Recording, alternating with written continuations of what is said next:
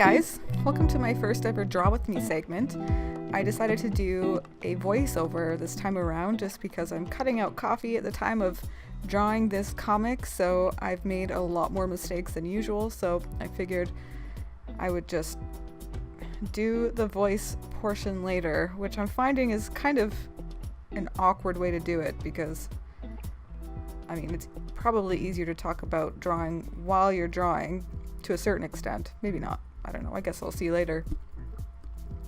But as you can see, to start out my comic, I just scan or just take terrible photos of my sketches and bring them into Clip Studio Paint and just space it all out based on how I'm feeling I want to lay out this particular comic. And then I will outline everything, outline all the panels, etc. And I'll put every panel into its own folder, into the layer section, so that I can easily access everything. And if I need to move an entire panel, I can just click that layer and move everything along. When I first started, I was so terrible with my layers. I think as artists, we're all kind of terrible at organizing. Maybe that's an oversimplification of how artists are. I know plenty of organized artists, but I know myself, I have a tendency to want to be organized, but the way that I'm wired is not as such, so I have to really force myself. But yeah, now that I'm starting all of my outlining of characters, it's pretty freeform. I obviously will have each character on their own layer, and especially for the main character, I will keep the outline separate, and then I can do the coloring underneath that layer later. For this one, I didn't use a lot of straights, but as you saw me do the outlining of the panels, you'll probably notice sort of a transparent line as I draw the line and then it sets. That's just basically me using the shift key with ink. It's the same in Photoshop. I'm sure most people are aware of this, but it's just a quick and easy way to create straight lines. So just click and hold shift and then click to where you want the line to go, and it'll create perfectly straight lines. And I actually use that technique a lot for creating backgrounds. It's a really fast and easy way to do that. And then also for creating characters, it's kind of fun. It's a little more abstract.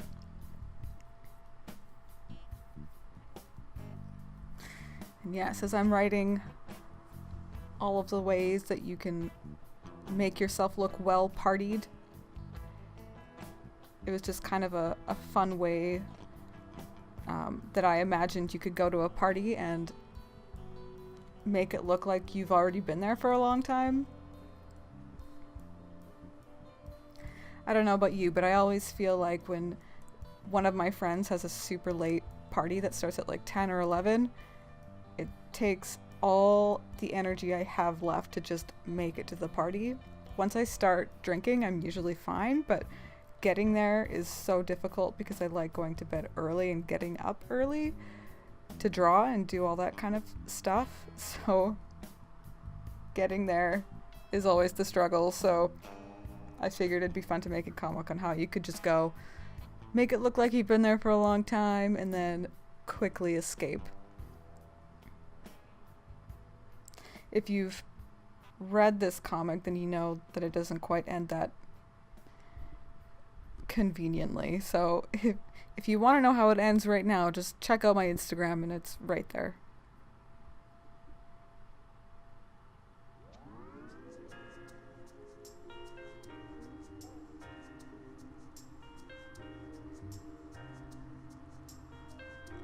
Another option for making it look like you're drinking when you're not actually drinking is the very overused drinking water and saying that it's vodka all night. I mean, people don't technically know, but maybe you are a secret vodka connoisseur. If you are, bless you, because Jesus Christ, that stuff is terrible.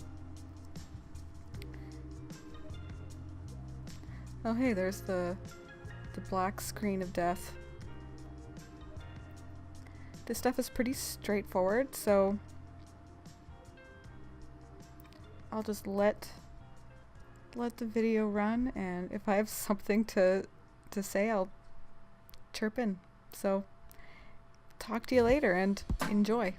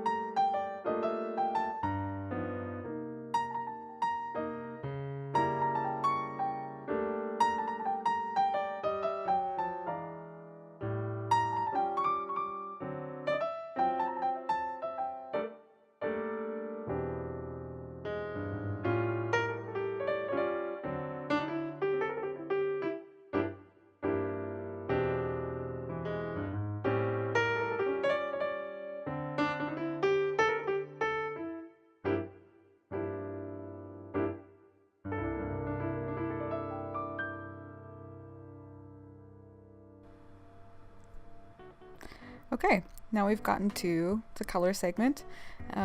I generally will try to brainstorm a bunch of different colors. I like to keep it around 3 to 4 colors as a base, and then I will use those throughout the comic. I'll try to keep it to a highlight color, a base color, and then a shadow color, and then maybe a few more colors in between.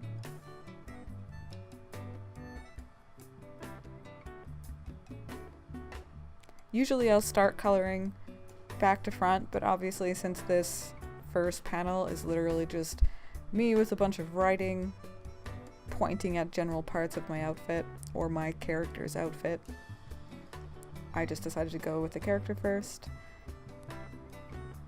I think I ended up keeping the background white anyway, so yeah, might as well.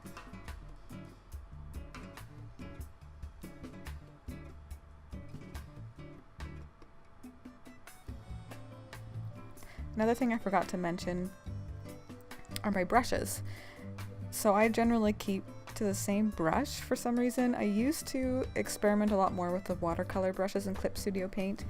One of the nicest features of this software is actually the types of brushes that come with it. They have some really awesome oil paints, they've got watercolor paints, and they've also got some India ink paints.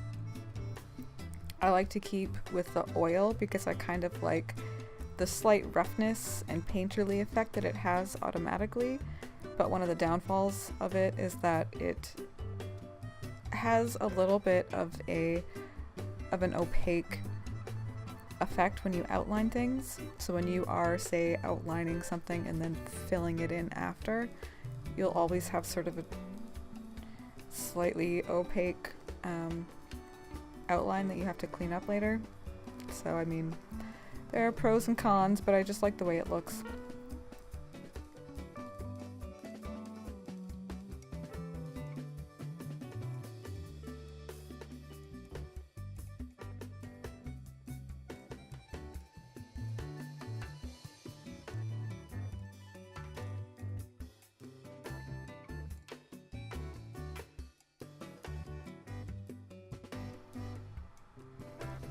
So what I'm doing here is I have selected the outline of the base color that I've done, and then on a separate layer have started to color in the highlights and the lowlights. So it's an easy way not to go outside of the outlines, basically. It kind of automatically gives you a bit of a block when you go outside of that area, so you can just quickly do highlights and lowlights, and it's super easy. Another option that I've done before, and you'll see me right now doing this, is like you can select a layer and then click the lock pigment option up on the top of the layer box, and you can just color right on top of the pigment without going outside. So it basically will just color in the pigment that already exists, so you don't have to worry about having to change the color manually using different settings and whatnot in order to change it that way. It's a little bit more complicated. This way is just super fast and easy. I'll also do that for changing the lowlights and the highlights of background characters. It's kind of a messy way to do that because you're drawing on top of the base color layer, so it's terrible for editing later on down the line. But if it's something kind of minimal, I don't really care. It's not a big deal to redo. It's sort of a quick and dirty way to do something.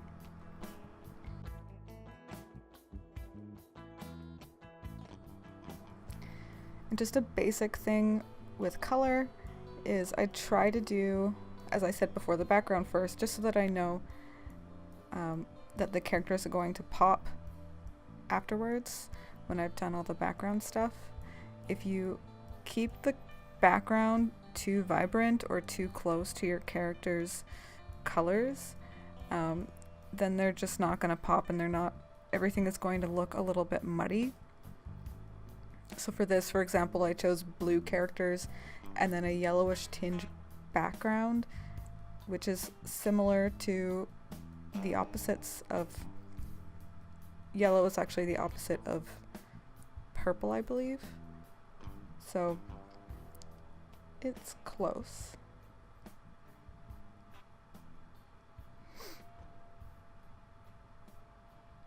Another thing to keep in mind is you want to make sure that your background, midground, and foreground elements all have varying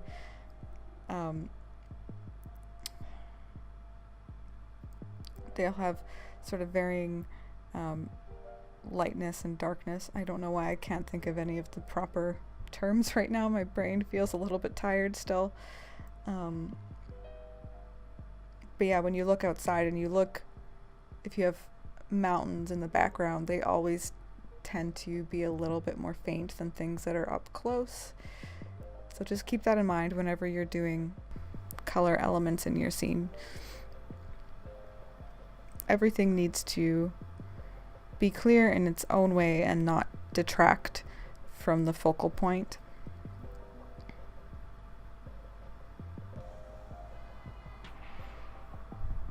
As you'll see, I try to keep the characters fairly basic, the ones that aren't the main points of the story anyway. So like the foreground characters, yes, they do tend to have brighter colors, but I try to keep their color elements minimal so that you're not overly looking at like these photorealistic foreground characters and then the main character in the background is just kind of like has 3 colors and that's it. It keeps it fairly straightforward. In addition to that, I tried to keep my character, she's really small in frame, but she is more or less centered, and she has that dark background that is outlining her. It's sort of framing her in the frame so that it's pretty clear that that's the main character. You're supposed to make sure you know where she is, what's happening.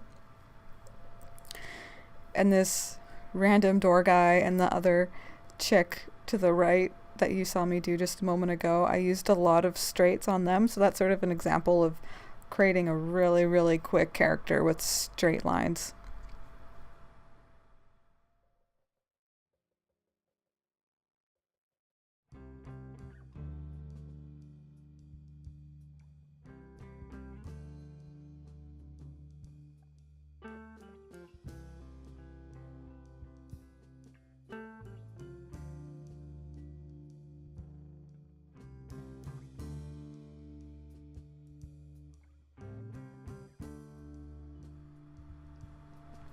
I'm also really curious if anyone else has the same social anxieties that I do around parties. There tends to be, I find in my industry anyways, there tends to be 2 types of people that are either very, very excited to go and party and drink all the time, or they have a lot of anxiety around social situations.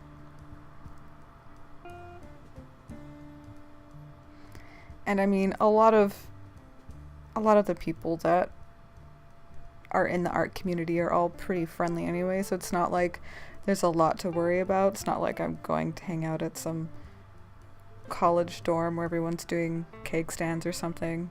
It's all pretty tame.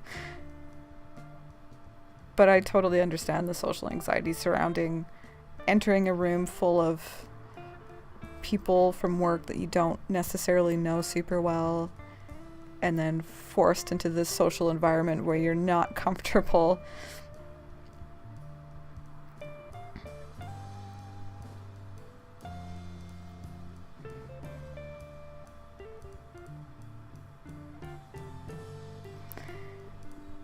And the way that I used shadows here is another easy way to sort of make sure you know what the focal point of your shot is.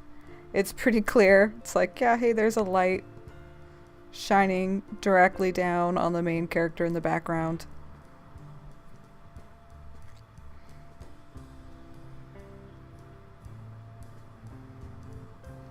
And a lot of what I do is just sort of testing out colors based on the colors that I have established earlier. Sometimes it works as just one color for a shadow layer, but not always. So I adjust as I go along because, you know, as you change colors in the background, sometimes the colors in the foreground become too similar. So you always just want to make sure that things are clear and nothing melts together in a weird way. And I kind of realized that the way I had placed out those cups and shot glasses and stuff were kind of in an awkward placement, so decided to switch it up a little.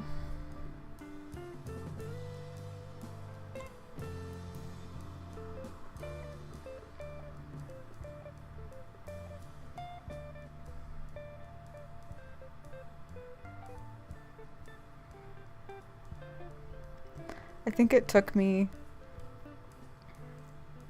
almost a full week to make this because I only had about an hour or so after work every day to sort of work on this. So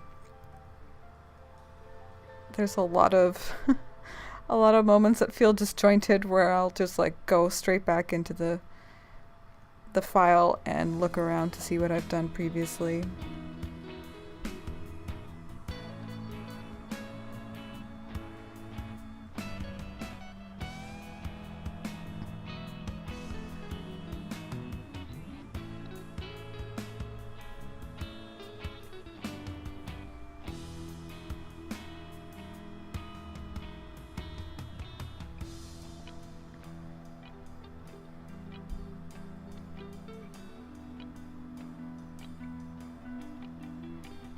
This technique of trying to fill in a character is probably the slowest way possible, where I'll outline my already done outline on a different layer and then just fill it in, but it gets rid of having to do excessive cleanup work.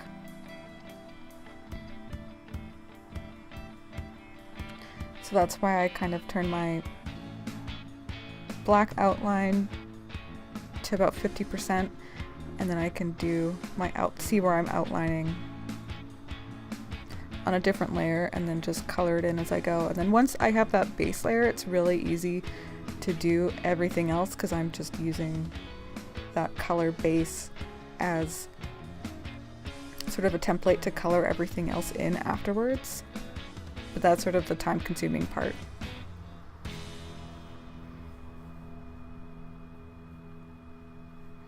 So yeah, the rest of this process is pretty similar to what I explained previously, so again, I'll just let the video run and chime in when I need to. Talk to you later.